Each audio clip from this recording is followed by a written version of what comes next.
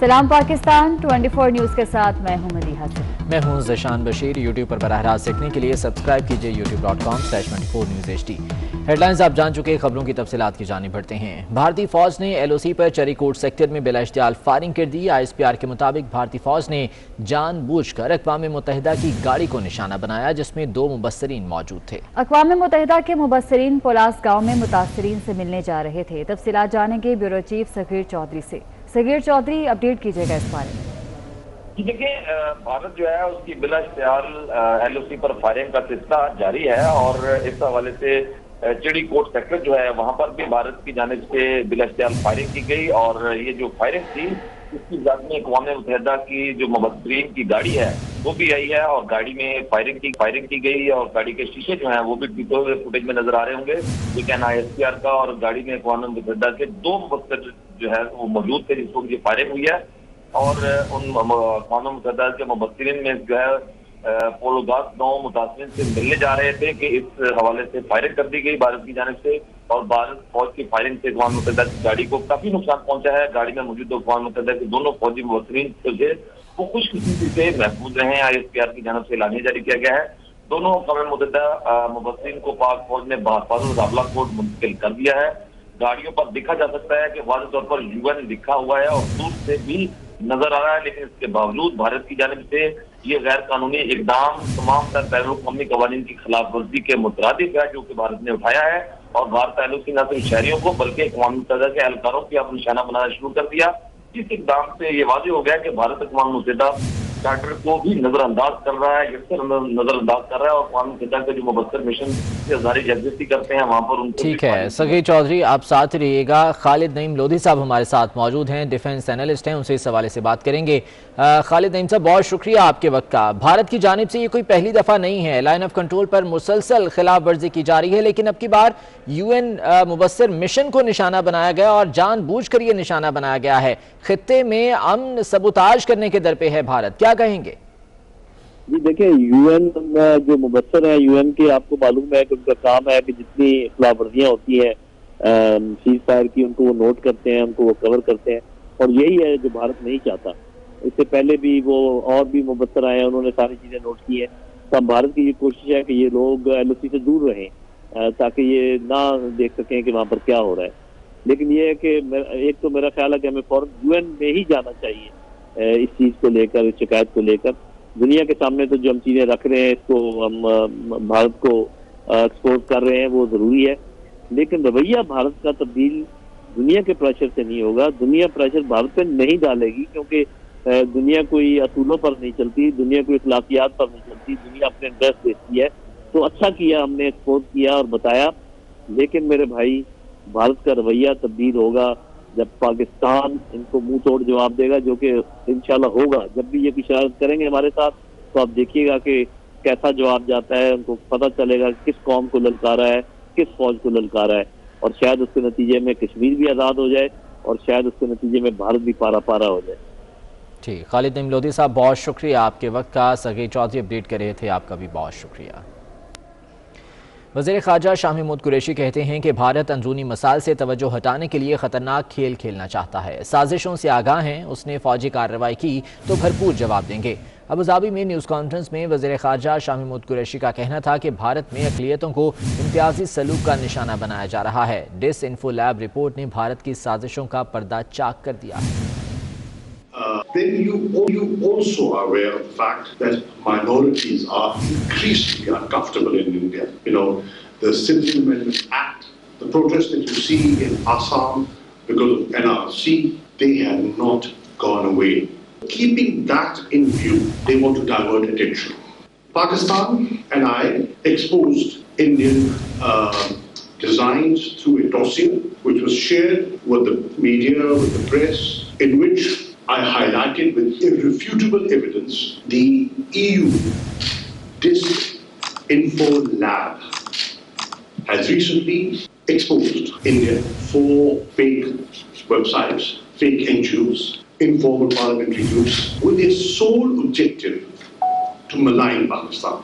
That Pakistan is fully prepared to respond and to defeat their designs. And we will respond effectively if they choose this path and if they do not desist from this misadventure. For political considerations to divert attention from the mess that they have created because of their policies, to be aware, Pakistan is aware, how to respond. Gujranwala में महकमा anti corruption ने साबिक रुकने कौमी assembly Mudassir Qayyum Nahra को गिरफ्तार कर लिया। नून लीगी रहनुमा मुदस्सिर कयूम नाहरा कहते हैं कि किसी सरकारी जगह पर कब्जा नहीं किया। सेलेक्टेड और नालायक हुक्मरान समझते हैं इस तरह के ओछे हथकंडों से हम डर जाएंगे, लेकिन ऐसा नहीं होगा। हम पहले से ज्यादा मजबूती से नवाज शरीफ के साथ खड़े हैं। ये नहीं जी, हमने किसी सरकारी कब्जा किसी ना जगह पे किया है, तो ये सारे लोगों को पता है। ये जो सेलेक्टेड और नालायक हुक्मरान है और हमारी ये समझते हैं कि शायद इस तरह के होछे हथकंडों से हम मियां मोहम्मद नवाज शरीफ या मियां मोहम्मद शहबाज शरीफ से पीछे हटेंगे इंशाअल्लाह ताला। पहले भी मियां मोहम्मद नवाज शरीफ के साथ थे बड़े मजबूती के साथ, अब अल्लाह ताला के फजलो करम से उससे ज़्यादा मजबूत, और इन झूठे मुकदमात से ना कभी पहले दबे हैं। ये चीज़ें सारी देखी हुई हैं, अब भी इंशाअल्लाह फेस करेंगे। और नायब सदर नून लीग मरियम नवाज ने मुदस्सिर कयूम नाहरा की गिरफ्तारी की मजम्मत कर दी। अपने ट्वीट में कहा कि रियासती मशीनरी का नाजायज़ इस्तेमाल करके आप बेकसूर लीगी अहदेदारों को गिरफ्तार तो कर सकते हो, लेकिन वोट को इज्जत देने के बयानिए का अलम थामे इन नडर और बेबाक सिपाहियों को मंजिल तक पहुँचने से हरगिज़ नहीं रोक सकते। मुदस्सिर कयूम नाहरा साहब की गिरफ्तारी वाज़े करती है कि सेलेक्टेड हुकूमत अवामी कहर के सामने घुटने टेक चुकी है। इसी बारे में बात करेंगे सीनियर तर्जियाकार नवीद चौधरी साहब हमारे साथ मौजूद हैं। नवीद साहब, बहुत शुक्रिया आपके वक्त का। आपके ख्याल में क्या लीगी रहनुमाओं की गिरफ्तारियां अपोजिशन को दबाव में लाने के लिए हैं? बहुत शुक्रिया। आपने देखा कि जिस तरह ही अपोजिशन की तहरीक चलना शुरू हुई गुजरांवाला के जलसे से, उससे पहले जो ऐलानात हुए हैं तो मुख्तलिफ सरकारी डिपार्टमेंट्स जो हरकत में आ गए, और फिर हमने तसल्सल के साथ देखा कि लाहौर के जलसे से पहले बिलखसूस, क्योंकि इसके बाद अगला मरला जो है लॉन्ग मार्च और धरने का है, उसके बाद हमने देखा कि मुकदमात में बहुत तेजी आ गई, छोटी छोटी बातों पर केसेस बनने लगे। और ये चीज भी नोट की गई, मुबस्सिरीन ने खास तौर पर ये चीज देखी कि एंटी करप्शन डिपार्टमेंट पंजाब को भी मुतहर्रिक कर दिया गया पूरी तरीके के साथ, और ये सारे केस अपोजिशन के ही हैं, ये पॉइंट भी याद रहे। तो इसमें कोई भाम नहीं है कि ये अगर किसी पर कोई केस था भी या कोई ऐसा मामला कि जिस पर कार्रवाई होनी चाहिए, उसकी कोई बुनियाद थी भी, तो ये जो वक्त है ये बुनियादी तौर पर इसका एक ही मकसद है कि अपोजिशन जमातों के रहनुमाओं को, उनके अरकान को दबाव में लाया जाए और गिरफ्तारियां की जाएं और मुकदमात बनाए जाएं। आज ही आपने देखा कि ये भी खबर भी है कि नैब ने मौलाना फजल रहमान को सवालनामा भेज दिया है, तो ज़ाहिर है पहले तो उनको याद नहीं आया। हुकूमत आए 2-2.5 साल हो गए हैं और मौलाना तो बड़ी जबरदस्त मुखालफत कर रहे हैं, पहले दूसरी पार्टी में फिर उनको रह।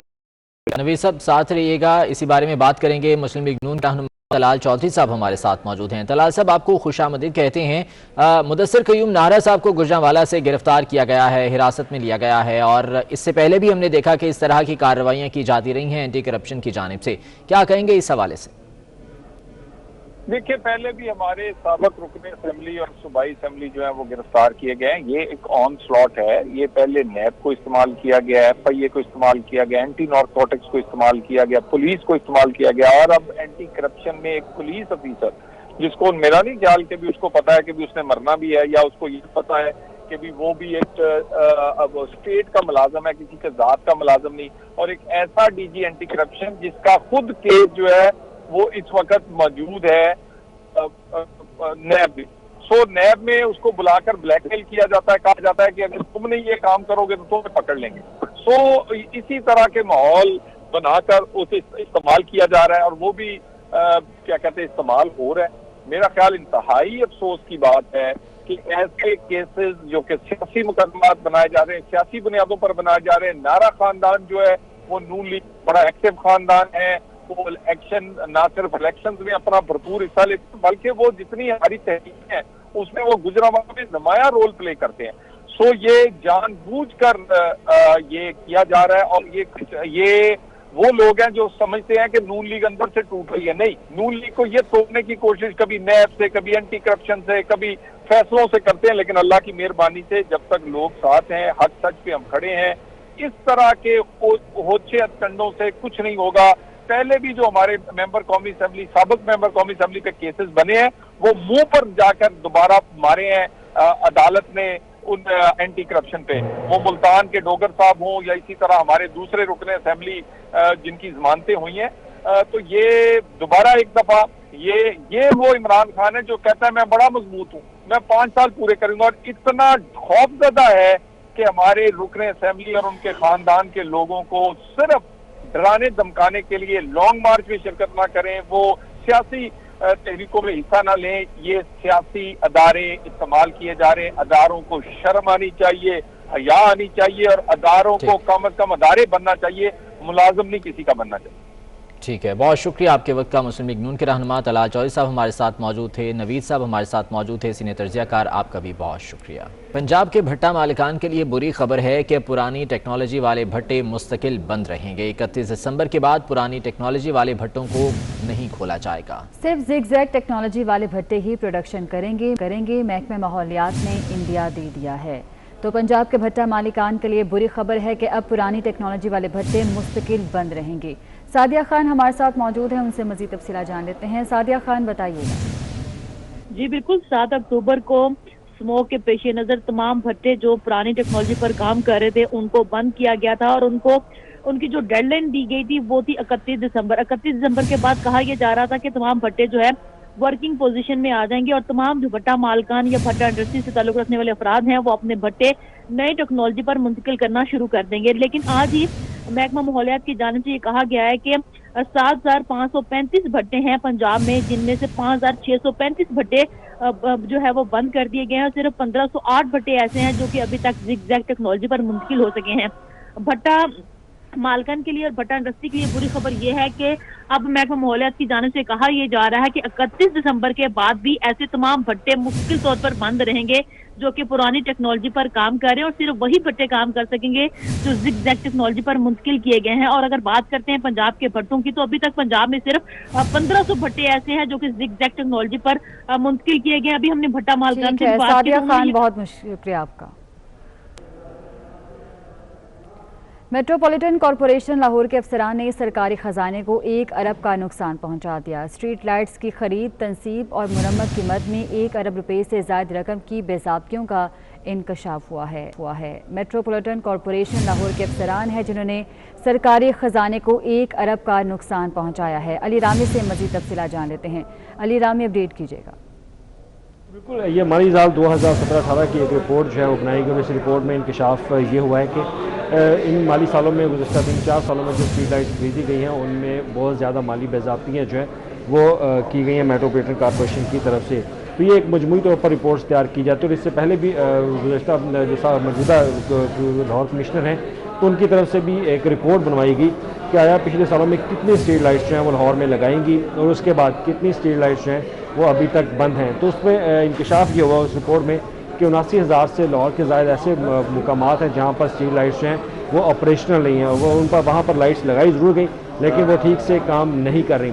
तो उसी पर अब ऑडिट रिपोर्ट वालों ने भी इंकशाफ किया है कि जितनी भी पेमेंट खर्च की गई है इन स्ट्रीट लाइट्स के ऊपर वो प्रॉपर तरीके से खर्च नहीं की गई, और इनमें माली बेज़ाब्तियाँ सामने आई, और अफसरान ने इसमें मुलव्वस होकर माली जो कौमी ख़जाना है इसको नुकसान पहुंचाया। तो ये वो ऑडिट पैरा की तरफ से इंकशाफात किए गए हैं कि जो स्ट्रीट लाइट्स लाहौर में लगाई जानी थी वो लगाई ज़रूर गई, लेकिन वो ख़राब लगाई गई, और उसके बाद उनकी जो म्याद है वो भी कम निकली। तो इस पर ऑडिट रिपोर्ट ने ये निशानदेही करते हुए पंजाब को कहा कि फौरी तौर पर मुतलका अफसरान। कराची का रुख करेंगे, जहां पर कोरोना मरीजों की तादाद में तेजी से इजाफा हो रहा है। डिस्ट्रिक्ट ईस्ट में गुलशन इकबाल और जमशेद टाउन के मुख्तलिफ इलाकों में माइक्रो स्मार्ट लॉकडाउन के अहकाम जारी किए गए हैं। लॉकडाउन आज से 31 दिसंबर 2020 तक नाफिज रहेगा। सूरत हाल क्या है, नवीद सदीकी से जान लेते हैं। नवीद सदीकी, बताइएगा।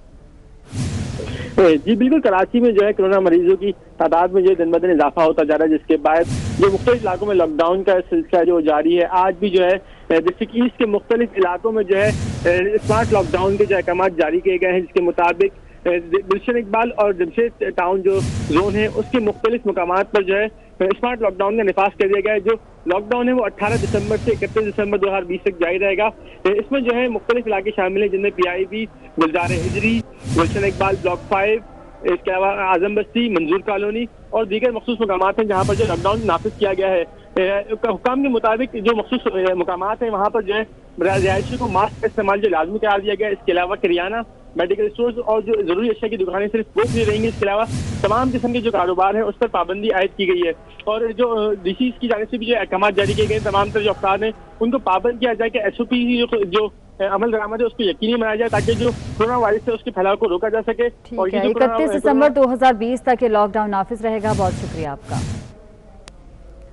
इस्लामाबाद में सब्जियां आम आदमी की पहुंच से बाहर हो गई हैं। अदरक 1200 रुपए फी किलो तक पहुंच गया। शहरी कहते हैं कि खाएं तो आखिर क्या खाएं। रजीना अली रिपोर्ट करेंगी।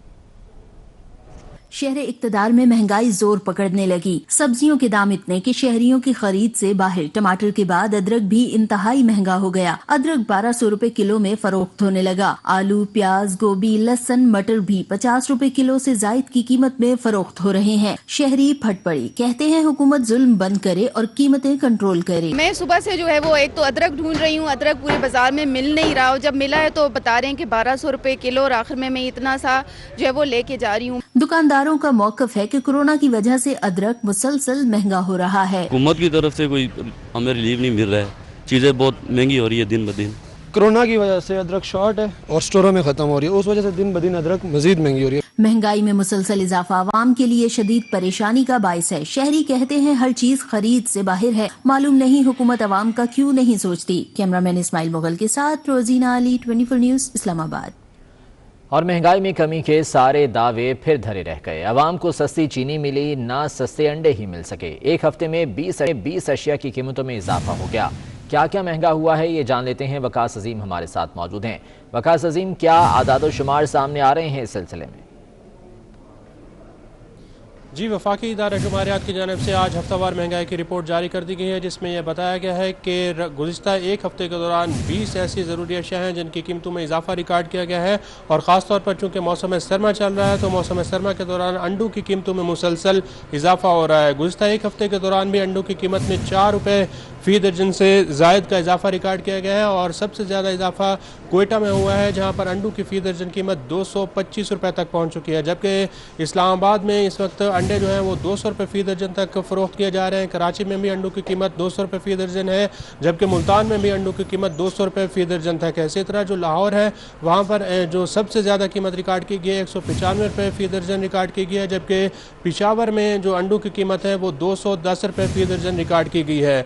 गुज़िश्ता एक हफ्ते के दौरान पेट्रोल भी 3 रुपये फ़ी लीटर महंगा हुआ है और हाई स्पीड डीजल की कीमत में भी 3 रुपये और 1 पैसे फ़ी लीटर का इजाफा किया गया है। इसी तरह जो लहसुन की कीमत है उसमें तकरीबन 11 रुपये फ़ी किलो का इजाफा रिकॉर्ड हुआ है। इसके साथ साथ दाल माश की कीमत में भी इजाफा हुआ है और सर्दियों का मौसम चल रहा है तो LPG का जो सिलेंडर है वो भी गुज़िश्ता एक हफ्ते के दौरान महंगा हुआ है। तहम 2 ऐसी अशिया हैं जिनकी कीमतों में कमी रिकॉर्ड की गई है और चीनी की कीमत में गुज़िश्ता एक हफ्ते के दौरान 84 पैसे फ़ी किलो जो है वो कमी रिकॉर्ड की गई है। लेकिन कराची और सक्कर और इसके अलावा जो सिंध के और दीगर शहर है वहाँ पर चीनी 5 रुपये फ़ी किलो तक महंगी हुई है और पंजाब के जो कुछ शहर हैं वहाँ पर चीनी सस्ती हुई है। इसके साथ साथ जो टमाटर हैं वो भी गुज़िश्ता एक हफ्ते के दौरान 30 रुपये फ़ी किलो सस्ते रिकॉर्ड किए गए हैं। ठीक, वकास अजीम बहुत शुक्रिया, इस बारे में अपडेट कर रहे थे।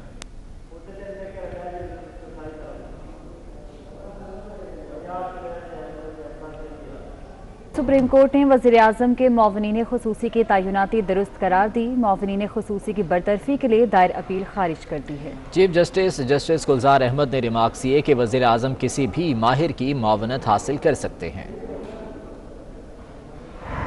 Chief justice supreme court justice Gulzar Ahmed की सरबराही में 2 रुकनी बेंच ने वजीर आजम के मावनीन खुसूसी की तैनाती दुरुस्त करार दे दी। जस्टिस एजाजुल हसन ने रिमार्क्स दिए कि दोहरी शहरियत वाला मावन खुसूसी बन सकता है, उनकी वफादारी पर शक नहीं किया जा सकता। Supreme court Zulfi Bukhari case में उसूल तय कर चुकी। दरख्वास्त गुजार के वकील इकराम चौधरी ने मौकफ अपनाया कि केस दोहरी शहरियत का नहीं बल्कि मुशीरान और मावनीन की फौज जफर मौज का है। चीफ जस्टिस ने रिमार्क्स दिए कि आइन वजीर आजम को मावनीन खुसूसी रखने की इजाजत देता है। सुप्रीम कोर्ट ने इस्लामाबाद हाई कोर्ट का फैसला बरकरार रखते हुए अपील खारिज कर दी। वजूहात तफसीली फैसले में जारी की जाएंगी। कराची में रेलवे पुलिस ने सिटी रेलवे स्टेशन से कैंट स्टेशन तक फ्लैग मार्च किया। एसएसपी रेलवे के मुताबिक मार्च का मकसद अमन अमान की सूरत हाल, रेलवे स्टेशन और रेलगाड़ियों में मुसाफिरों को तहफ़्फ़ुज़ के इक़दामात की यकीन दहानी कराना था। कराची में रेलवे पुलिस की जानिब से पहली बार सिटी से कैंट तक फ्लैग मार्च किया गया। फ्लैग मार्च में एसएसपी कराची डिवीजन वारिस कमाल की सरबराही में मोटरसाइकिल स्क्वाड और कमांडोज ने हिस्सा लिया। फ्लैग मार्च का मकसद अमन अमान की सूरत हाल, रेलवे स्टेशन और रेलगाड़ियों में मुसाफिरों को तहफ़्फ़ुज़ फराहम करने के मौसर इक़दामात की यकीन दहानी कराना है। एसएसपी रेलवे वारिस कमाल के मुताबिक मुसाफिरों को तहफ़्फ़ुज़ फराहम करने के लिए रेलवे स्टेशन और रेलगाड़ियों में ATS क्वालिफाइड कमांडोज तैनात किए गए हैं। हमने कमांडो के दस्ते भी लगाए हैं जो ATS क्वालिफाइड हैं। सिक्योरिटी को हमने इन्हांस किया हुआ है और जो एंट्री पॉइंट हैं हमारे रेलवे स्टेशन, जो हमारे बड़े बड़े रेलवे स्टेशन हैं, उनकी सिक्योरिटी को भी हमने सख्त भी किया है और जो ट्रेन गश्त है उसको भी हमने बढ़ाया है, इन्हांस किया है। एसएसपी रेलवे का कहना था कि जराइम के खात्मे के लिए रेलवे पुलिस ने मौसर इक़दामात किए हैं। मुसाफिरों के सामान की स्कैनिंग और जामिया तलाशी ली जा रही है, जबकि स्मगलिंग की रोकथाम के लिए कार्गो सामान की जांच पड़ताल की जाती है। एसएसपी के मुताबिक बगैर टिकट सफर करने वालों के खिलाफ कार्रवाइयाँ भी जारी हैं। कैमरामैन हसनैन जाफरी के साथ जावेद कायम खानी, 24 न्यूज़, कराची। और इस बुलेटिन से इतना ही। हाजिर होंगे हेडलाइंस के साथ।